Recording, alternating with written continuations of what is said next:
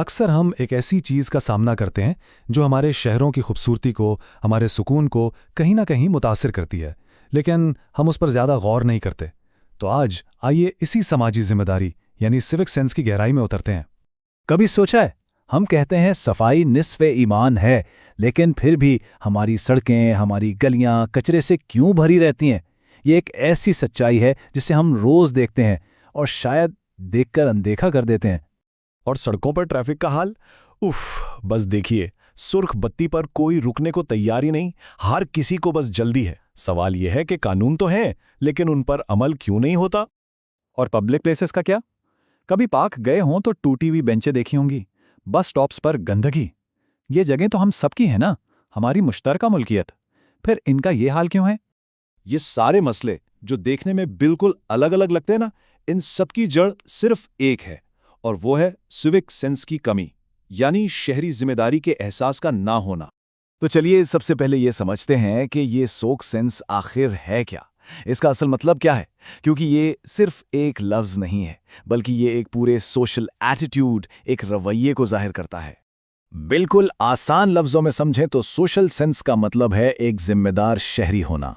इसमें ना 3 बुनियादी बातें हैं: दूसरों के हुकूक का ख्याल रखना, कानून की इज्जत करना और अपने आसपास के माहौल को साफ सुथरा रखना।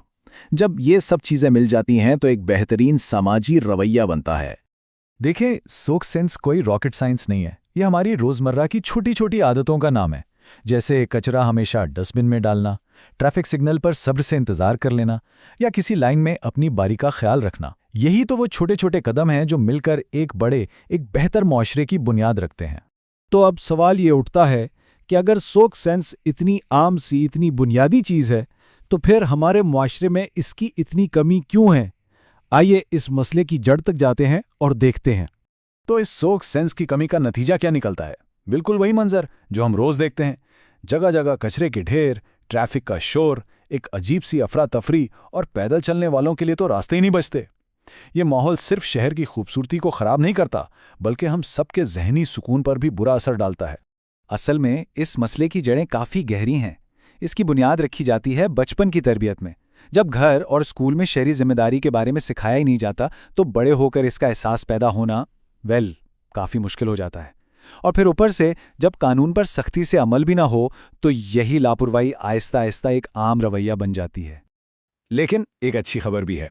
अच्छी खबर यह है कि इस सूरत हाल को बदला जा सकता है, और इस तब्दीली की ताकत ना किसी हुकूमत या इदारे के पास नहीं है, बल्कि ये ताकत हर एक शहरी के अपने हाथ में है। चलिए देखते हैं कि ये पॉजिटिव चेंज, ये मुस्बत तब्दीली आखिर लाई कैसे जा सकती है। तब्दीली का आगाज होता है कुछ बिल्कुल आसान से स्टेप्स से। अपना कचरा सही जगह पर फेंकना, ट्रैफिक के कवानीन की पाबंदी करना, पब्लिक प्रॉपर्टी को अपनी चीज समझकर इस्तेमाल करना, और हाँ, दूसरों को भी प्यार से, नरमी से उसकी तरगीब देना। अगर हर फर्द सिर्फ अपनी जिम्मेदारी पूरी कर ले, तो इज्तमाई तब्दीली खुद ब खुद नजर आने लगेगी। यहाँ सबसे अहम बात पता क्या है? ये कि ये छोटे छोटे काम, ये बिल्कुल भी मामूली नहीं हैं। यही तो वो बुनियाद हैं जिस पर एक मजबूत, एक तरक्की याफ्ता मुआशरा खड़ा होता है। हमेशा याद रखें, हर एक फर्द का एक छोटा सा पॉजिटिव एक्शन जब मिलता है ना, तो वो एक बहुत बड़ी इज्तिमाई तब्दीली को जन्म देता है।